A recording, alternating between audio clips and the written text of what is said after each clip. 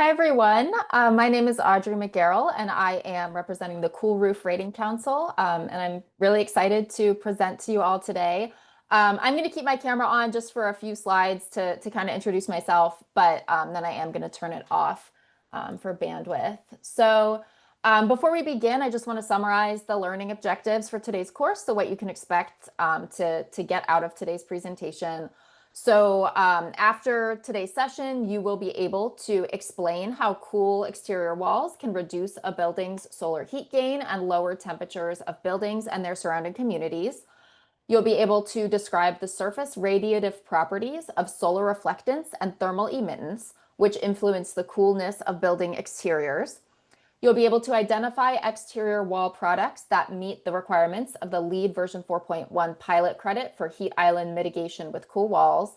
And you'll be able to utilize free online resources that are designed to aid architects and other end users in code and program compliance and for estimating potential energy savings. Like I said, my name is Audrey McGarrell, and I am the communications manager for the Cool Roof Rating Council. I'm going to talk a little bit more about what exactly our organization is and our role in this space. I am going to turn my camera off now. Bear with me. Okay. The Cool Roof Rating Council, or CRRC, is a 501c3 nonprofit organization. And our mission is to bring objective scientific information related to cool surfaces to critical discussions and informed decisions about the impacts of heat islands, extreme heat, and energy use in the built environment. And we are a member-based organization. To achieve our mission, the CRRC engages in three primary areas of activity. The first of which is our product rating programs for the radiative properties of both roofing and exterior wall materials. We also conduct research to support the scientific rigor of those rating programs, as well as to contribute to the overall science around the impacts of cool surfaces. And finally, we conduct education to raise awareness of the impacts of cool surfaces. So webinars like today, as well as speaking at conferences and things like that. Just a little bit of history on the organization. We were established back in 1998, and we were and continue to be a collaboration between industry, government, utilities, national laboratories, and other nonprofit organizations. The CRRC was initially founded to provide compliance resources for California's Title 24 Part 6 Building Energy Code, which at the time that the CRRC was formed, California was just working on adopting cool roof code provisions, and they needed a supervisory entity to provide data to help with code compliance. That's how we got our start. But from there, we expanded into a national and even international organization. We added exterior walls to our scope in 2019 and launched our wall product rating program in 2022. And we also just recently added pavement materials to our scope and are currently in the very early stages of exploring the possibility of developing a pavement product rating program. So I'm going to talk about, what those product ratings mean kind of as we move through this presentation. First of all, I want to kind of set some context by talking about the heat problem that folks are facing in Florida and across the country and the globe. On screen here are just a few headlines that I pulled from recent months from Florida. It's no surprise to you that Florida is hot and that the earth is getting hotter every year. Some notable headlines: that Tampa broke a record for the first time, reaching 100 degrees this summer. There's conversation happening around not only kind of the impacts of heat that you would expect, but also the problem of urban heat islands, which I'm going to talk about a little bit more, as well as the impacts that heat can have on focus and productivity and the well-being of students and workers that are exposed to high heat for long periods of time. So that being said, excessive heat is more than just uncomfortable. It does have a severe impact on human health. In fact, extreme heat causes more deaths in the United States than any other weather-related disaster. It also has many other adverse effects, ranging from heat illness and increased risk of cardiovascular disease to decreased focus and productivity, even to increased work-related accidents, plus disruptions to health services and key infrastructure like power grids and water supplies. Heat also, no surprise, drives up the use of air conditioning. The use of air conditioning contributes to increased greenhouse gas emissions, increased peak demand, higher energy costs, a strain on the electrical grid, and the potential use of locally sited peaker plants, which can be large emitters of air pollution and degrade local air quality. Higher outdoor temperatures also slow air movement and create the perfect environment for the formation of ground level ozone, which is not only a dangerous pollutant in its own right, but also a key ingredient in smog. So kind of thinking about, AC being obviously life-saving and necessary, especially somewhere in a place like Florida, but it does have a downside of that it sort of creates a positive feedback loop of heat. So when it's hot out, we crank up the AC. The AC expels waste heat back into the environment, maintaining those high temperatures and causing more demand for AC. So despite this fact, a lot of conversations around the role of buildings in heat mitigation and resilience focus around mechanical cooling, but there are additional strategies that can be combined with that. And that's what we're here to talk about today, which is passive cooling measures, and specifically passive cooling with cool exterior walls.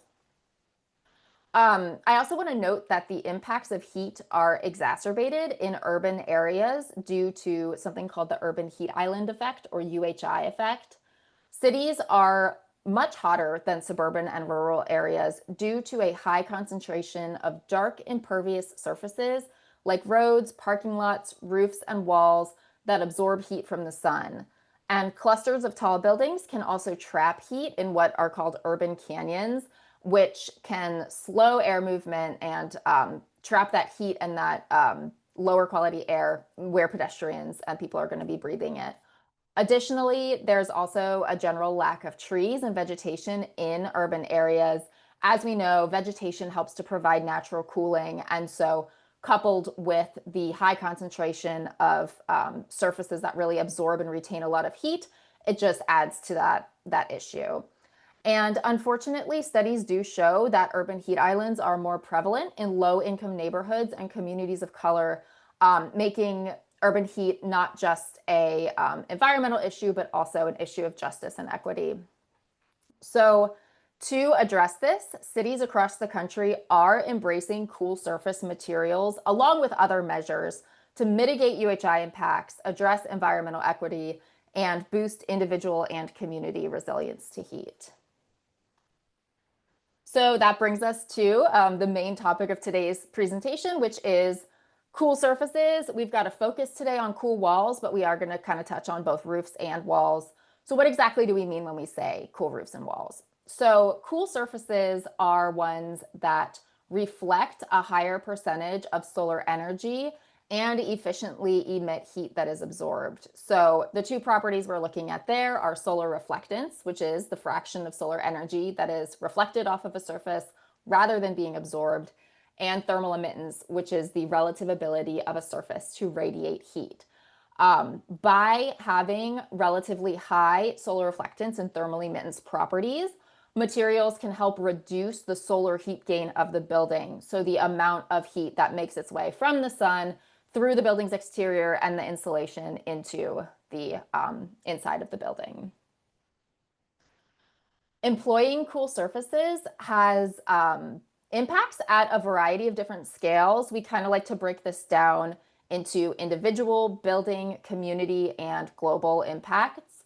So starting with the individual person, the impacts of cool surfaces can include improved comfort, safer homes and workplaces during heat waves, especially during a power outage, lower indoor temperatures for workers, and cooler classrooms and offices, which help to enhance learning and productivity.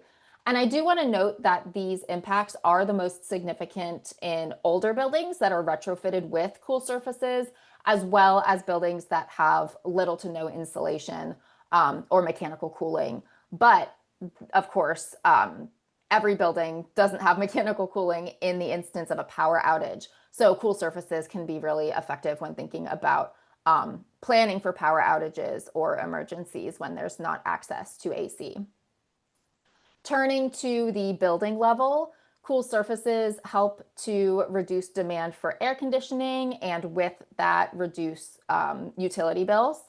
They help to prolong the surface life of HVAC equipment as well as the building envelope itself by reducing the amount that the equipment needs to be used and by reducing the amount of thermal stress that is on those building exterior surfaces as they're staying a little bit cooler under the sun. At the community level, like we talked about, cool surfaces can help to lower outdoor air temperatures, particularly at night, giving cities a chance to release all of that heat that they've been building up during the day. This helps to improve air quality, and it can also, looking back at the reductions in AC use, can help to strengthen grid stability and reduce peak demand if folks are cranking up those ACs just a little bit less, particularly during hot times. Finally, if we look at it through a global lens, the reductions in AC use can lead to reduced greenhouse gas emissions, so looking at carbon reductions. And then finally, when cool surfaces are deployed at scale, they can also actually increase the Earth's solar reflectance. This is also called albedo. And increasing the solar reflectance of Earth's surface at scale contributes to atmospheric cooling. So it basically helps to combat global warming. So because of all of these different impacts that cool surfaces can have, cool roofs are pretty widely known about and embraced in codes, programs, standards, and in initiatives to help not only with urban heat mitigation, but also with energy conservation and reduction. So cool roofs are adopted in several different states statewide for commercial buildings, as well as for almost all types of buildings in California. They are also adopted into local codes in many cities across the southern US and some in more northern climates. They are included into the model codes and standards that inform jurisdictional codes, and they're also included in the LEED building certification program, as well as some other voluntary programs. So just kind of to say, cool roofs, more well known than their counterpart, cool exterior walls. So when we're looking at cool exterior wall adoption, it has grown in recent years, but it is not yet at the level of cool roof adoption. For example, the city and county of Honolulu is the current first and only jurisdiction to adopt cool exterior wall provisions into their building energy code. But we have seen some recent growth in the inclusion of cool exterior walls in model codes and standards. As you can see, they're now included in all of those same model codes and standards that cool roofs are. Most notably ASHRAE Standard 90.1, as well as the most recent version of the International Energy Conservation Code, or the IECC. Cool exterior walls are also included in a variety of voluntary green building programs. Specifically want to call out that LEED version 4.1 has a pilot credit for cool exterior walls. So we're gonna kind of work with the requirements of that credit as we look at the CRC directories a little bit later today. And just to give, kind of zoom in a little bit more on what we're talking about when we say cool walls are included in some of these policies and programs. This slide, I know will have access to these slides after the fact, so it's mostly just for reference. I know there's a lot of text on here, but just to highlight that the provisions that are found in the 2024 IECC match what is in ASHRAE Standard 90.1, and those provisions are for Climate Zone 0, ASHRAE Climate Zone 0, which is outside of the United States. However, of course, when jurisdictions adopt the IECC, they can amend it, so they can take these provisions and make them applicable for their own particular climate zone. But what the model code specifies is that commercial buildings for the above grade east, south, and west oriented walls, 75% of the opaque surface area should have a solar reflectance greater than or equal to 0.3 and a thermal emittance greater than or equal to 0.75. And there is some alternate compliance that can be achieved through shading, and then also some exceptions for certain types of buildings. In Standard 90.1, there is also a small compliance credit that is applicable for all US climate zones, so climate zones 1 and above, and that is for walls that have a solar reflectance greater than 0.25. Again, I am not a codes expert here, but just wanted to kind of give you a sense of what we mean when we say that they're in these documents. If you do want to look at that code language, I recommend that you actually look at the full language of the codes and standards for those more details. Over in LEED, in the pilot credit for heat island mitigation with cool walls, the requirements to earn this credit are a little bit different. The solar reflectance is a good bit higher at greater than or equal to 0.6, and that is for the initial solar reflectance, which means the solar reflectance of a brand new product. And we'll talk about the difference between initial and aged shortly. And then the thermal emittance requirement is the same as in the IECC and 90.1 at 0.75. Okay, so moving on to the science of how cool surfaces actually work.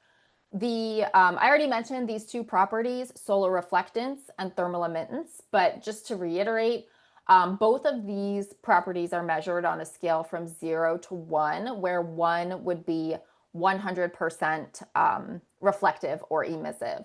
We don't generally see products that have properties that are 100%. That's not, to my knowledge, possible or commercially available. But you do see materials that are in like the high 0.8s and even into 0.9. So when we're talking about how these properties are tested, they are tested by accredited independent testing laboratories in accordance with industry vetted test methods. So the sort of industry leading standard on the measurement of surface radiative properties is the ANSI CRRC S100 standard. That is an American national standard that is administered by the CRRC. And that contains detailed provisions for specimen preparation, testing, weathering, and aged testing. And that is referenced in many of the policies and programs that I just talked about when it comes to complying with those requirements. The CRRC does also maintain 2 proprietary program manuals for each of our product rating programs. These are publicly available, so you can look at them, but they are not, they are proprietary in the sense that only the CRRC can issue CRRC ratings, whereas anyone can utilize the ANSI standard and perform testing in accordance with it. So the most common test methods and instruments that are used to measure solar reflectance and thermal emittance are shown on screen here. And I'm not going to go too deep into this, but just for some helpful context, solar reflectance is measured for our programs most commonly in accordance with ASTM standard C1549. This utilizes a solar spectrum reflectometer, which you can see on the far left of the slide. This device for our programs must be used in a controlled laboratory setting. However, it is a portable device, so it can be taken up on a roof. It can be used to measure materials anywhere, but not for CRRC ratings. Another common device that is also a portable device is the 410 solar reflectometer. This device has a separate test method that is not currently an ASTM standard, but it has been vetted by the CRRC and it is published in our program manuals. On the thermal emittance side, the most common test method is ASTM C1371. This standard, well, actually, the most common one is the slide method, which is a modification of the ASTM standard. And again, that is a vetted test method that's been published by the CRRC as well as the device manufacturer for the emisometer, but it's been updated to provide the most accurate values possible when working with specimens that have a lower thermal conductance, because it's just really important to make sure that heat doesn't build up in that specimen in order to get the most accurate reading. So I've mentioned a handful of times this concept of weathering and aged ratings. Natural weathering is a really important part of evaluating the radiative properties of roofing and exterior wall materials because the surface radiative properties can change over time and they can be affected by things like soiling with particulate matter, biological growth, any number of things that the surface will encounter when it's installed on a building. So the science shows that 3 years of natural exposure gives a pretty good understanding of how a material will perform long term. So that is what the CRRC requires for our rating programs. And specimens are placed undisturbed in 3 different climates. So in Ohio, Arizona, and Florida, and allowed to be exposed to the natural elements. After those 3 years are up, the specimens are returned to a testing laboratory where they are measured to return what we call aged radiative properties. So many codes, standards, and programs do specify whether they're talking about initial or aged. I mentioned the initial solar reflectance when talking about cool exterior walls. Some of those other cool roof codes do require aged values. One other thing related to testing and metrics that I want to mention is that solar reflectance index, or SRI, is a pretty common value that you may see in codes as well as marketing and sales related to cool roof materials. So SRI is a calculated value that combines the measured solar reflectance and thermal emittance into one value that's on a scale from 0 to 100. And this is an industry accepted metric in the roofing industry, but SRI is not to be used for exterior wall materials. And that is because vertical surfaces interact a little bit differently with the sun and with their environment. And that is not captured in the standard equation that is used to calculate SRI. So we do, the CRC does not publish SRI values for exterior wall materials, and you really should be looking at the measured solar reflectance and thermal emittance rather than any sort of SRI value that may be published by a manufacturer or something like that. So transitioning here into talking about energy savings and urban heat mitigation with cool walls. So kind of getting a little more into specific data. So when an exterior wall highly reflects solar radiation, that lowers the surface temperature of the wall as well as helping to reduce the building's solar heat gain. The examples on screen here, I'm sure the numbers are quite small for you, but just showing the difference between a white wall and a black wall. There's a lot of nuance when it comes to products. White materials generally reflect more sunlight than darker materials, but there's also a lot of specialty materials out there where that is not always 100% the case. So we'll talk a little bit more about that in a minute, but just to give an idea, these photos were both taken on the same day at the same time, both on south-facing walls in Portland, Oregon. And the lighter colored wall was 114 degrees Fahrenheit, while the darker one was 160 degrees Fahrenheit. So, you know, just showing the difference that color alone can make when we're talking about surface temperature. So turning to heat island mitigation of using cool exterior walls. A lot of what we know about cool walls impacts is based on a 2018 study that was conducted as part of a larger project that was funded by the California Energy Commission, or CEC. And this study found that cool walls are a viable mechanism for UHI mitigation, and that the ability of cool walls to mitigate UHI is on par with that of cool roofs. And a key example from that study is that cool exterior walls in Los Angeles could yield about 85% of the daily average air cooling that is achieved by cool roofs. And that was for the month of July. So 85%, that's not quite as good as cool roofs, but pretty darn close.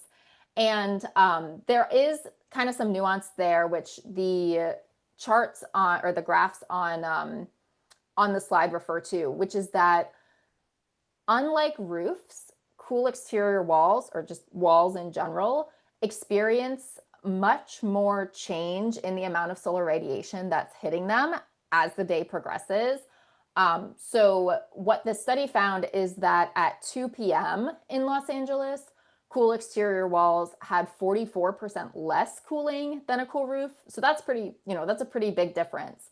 But at 8 p.m., again, just for example, they actually had 6% more cooling power. And that is because they were receiving more direct, more prolonged sunlight at that time of day. So just a little bit of help contextualize why the impacts aren't exactly the same. And then the other thing that they note in the study is that there's about 50% more net wall area than roofs in Los Angeles, which also contributes to, in general, since more of the building's surface is receiving sunlight on those vertical walls, that's kind of a large area of real estate where there is potential to reflect more sunlight and help reduce the building's overall solar heat gain.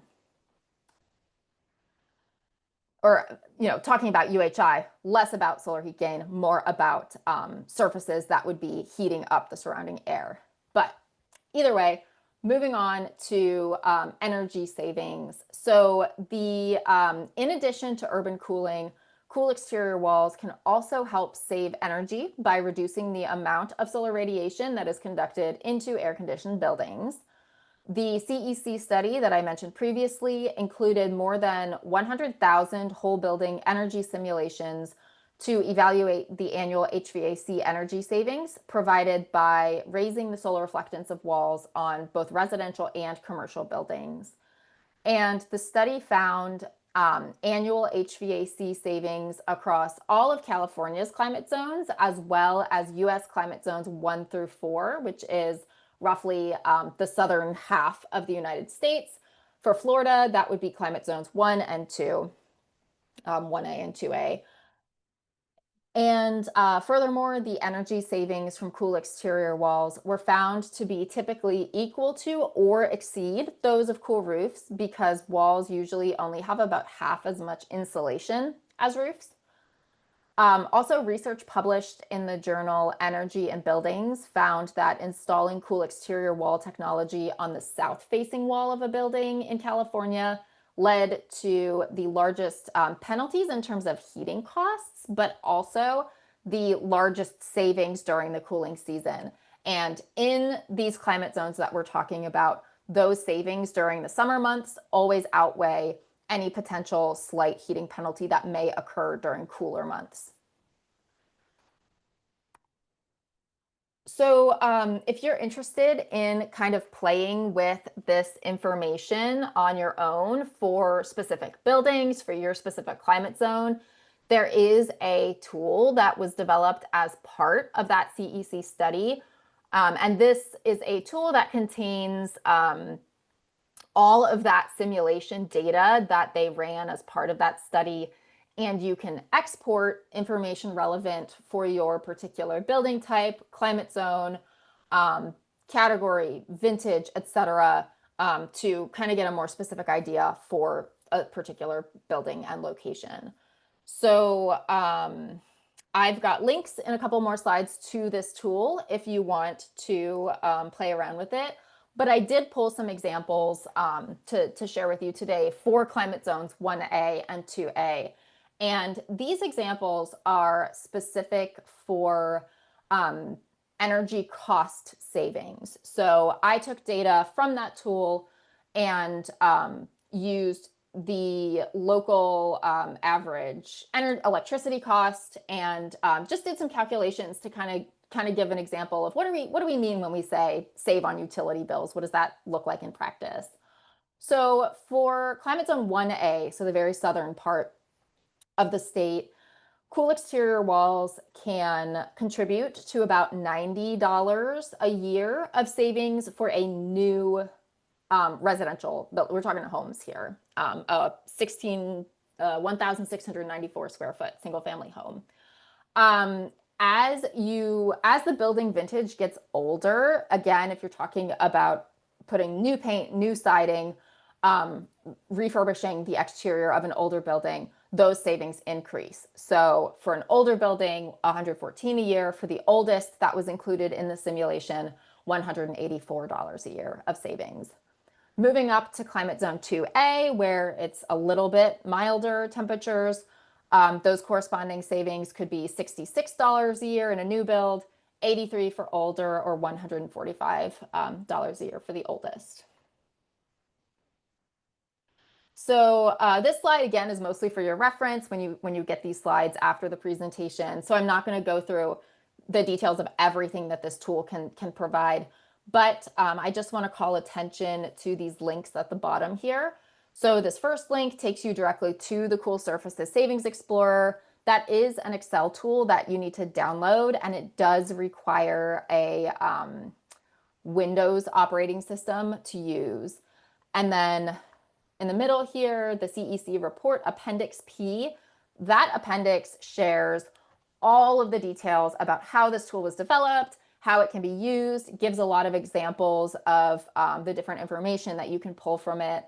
And then finally, on the far right, we do have a link out to a document that the CRRC developed just to kind of help distill some of that information that's found in Appendix P and walk you through how to calculate those utility bill savings, because the tool doesn't just spit that out automatically, since it does depend on local energy costs, etc.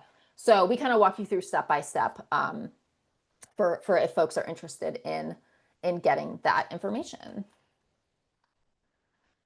And of course, the factors that affect savings are quite broad. We're talking about one very specific intervention that can be used as part of a larger toolbox, but direct impacts on energy savings are going to vary based on climate, local environment, building vintage, building type, building orientation, etc.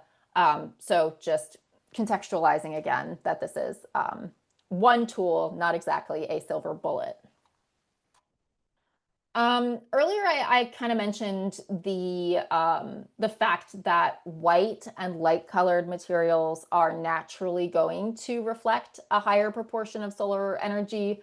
And while that is true, I do want to highlight that there are many different types of paints, claddings, and other materials that are commercially available that use what are called spectrally selective or infrared reflective pigments and components. And these materials, the whole point is that they reflect a larger portion of invisible infrared radiation while still maintaining a darker or more vibrant surface color. So these materials can be really great if you have certain aesthetic requirements for a project. Maybe there's a homeowners association or historical society that has requirements. So just kind of putting it out there that we're not just talking about white or light colored materials here. And since it's not always visible to the naked eye what is going on behind the scenes as far as solar reflectance, that is why credible ratings and data is really important when you're comparing materials, looking for things that might comply with a particular requirement, and that kind of thing. So this slide just has some examples of paints that are formulated with infrared pigments, just to show that these products can be really vibrant, and also call attention to the fact that there are numerous murals across the United States that have utilized cool paints to create cool murals, create public art. So I always just like to talk about this and highlight it because I think it's a really cool way that people are drawing attention to the concept of cool walls in kind of a unique way that's also beautifying their buildings and their communities. All right, so we've got about 10 minutes to go, and then we'll have time to address the Q&A. So moving on to using the CRC rated wall products directory. So third-party ratings play an important role in informing consumers about a product's ability to reduce solar heat gain, helping to ID products that comply with project requirements or, or a code or a program. They also give assurance of unbiased and verified data. So the whole point of the CRC's rating programs is to follow those industry vetted standards, to provide consistent ratings. All of the materials are measured in the same way. They're all subject to quality assurance verification, and they help to provide validity to marketing claims. So you know that if data is coming from the CRC and not just from a product brochure, that it has gone through that rigorous rating process. Ratings can also help to support the development of programs and policies. And I do want to note that while program and policy developers refer to our directory and use our data, the CRC does not advocate for specific requirements and policies, but we are available as an informational resource. So some of the ways that data might be used in the development of programs and policies would be to see if there are products readily available that would comply with a particular requirement. It's really important that requirements aren't set so high or so challenging to meet that it's going to be difficult to find products to comply. So that's kind of one of the key areas where the directory can be useful. So the CRC, as I've mentioned, has a roof product rating directory or roof rated products directory, as well as a rated wall products directory. These are completely free to access and publicly available online, and they are updated in real time. Anytime a new product is rated, that data is automatically uploaded to the directory. There are also CRC rated product labels that can be put on product packaging or in product literature. And these will actually show the rated values of the product. We do not require manufacturers to use these labels, but some codes, like California's code, requires the use of the labels. So that would sort of be jurisdiction dependent. And then I also want to note that the CRC product rating programs are just that. They are rating programs. They are not certifications. So we do not look at product data and determine whether it meets a particular threshold. We don't set any kind of threshold. So you can find products on our directories that have very high solar reflectance and thermal emittance, as well as ones that have very low solar reflectance and thermal emittance, as well as all types of materials. Any sort of roofing product, any sort of wall material can be rated in our programs. All right, so this is what the wall products directory looks like. And obviously, the stuff in the middle here, each of these is a separate product rating. As you can see right now, we have 151 rated wall products.